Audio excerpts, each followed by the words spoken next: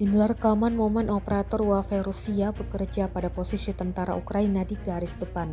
Rekamannya diunggah di Telegram pada Jumat, 14 Februari 2025. Dalam keterangan unggahan disebutkan, operator UAV bekerja pada posisi tentara Ukraina di arah Orekhovsky. Sebelum serangan oleh personel militer Rusia, operator pesawat tak berawak dari kelompok Dnipro menjatuhkan peluru ke posisi angkatan bersenjata Ukraina sehingga menyulitkan pertahanan. Ruang istirahat dan sistem parit diklaim telah direbut oleh pasukan penyerang tanpa kerugian dan tanpa banyak perlawanan dari tentara Ukraina.